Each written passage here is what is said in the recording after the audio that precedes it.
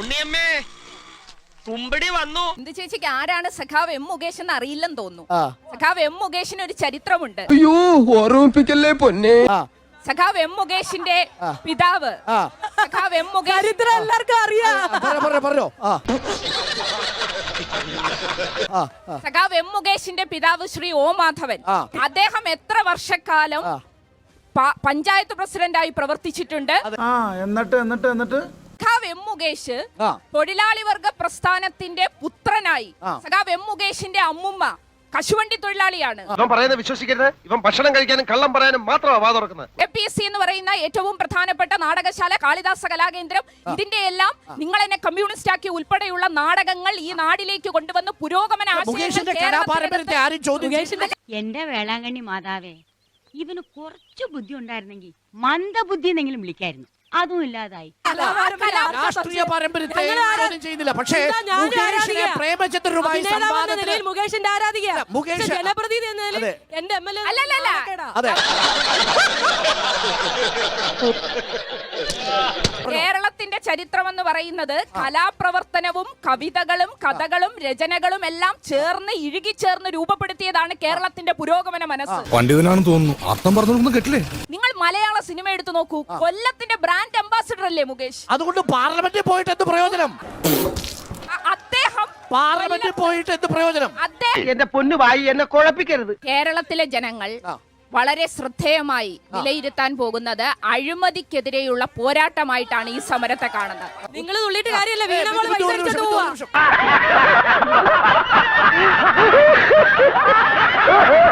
കേന്ദ്രം കേരളത്തെ ഞെരുക്കുന്നു എന്നൊരു അഭിപ്രായം നിങ്ങൾക്കുണ്ടോ? കേന്ദ്രത്തിന്റെ എന്റെ അഭിപ്രായം പറയാം മോളെ, നീ ആരടി?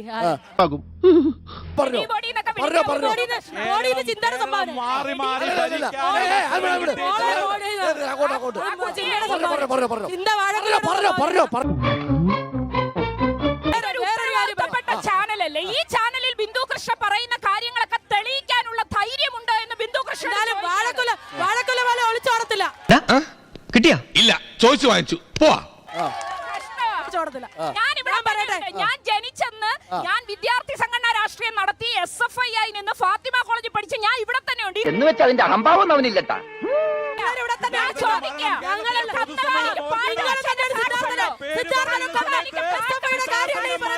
ഇങ്ങനെ നാറാനൊരു ചങ്കൂറ്റം വേണം കേട്ടാ.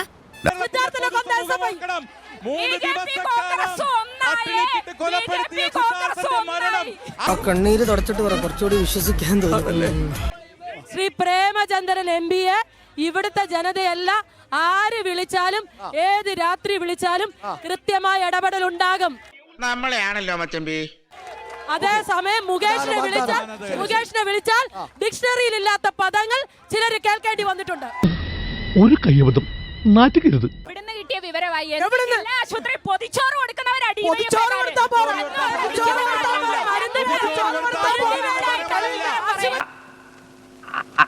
അതല്ല ഉദ്ദേശം, ഞാൻ മാറി.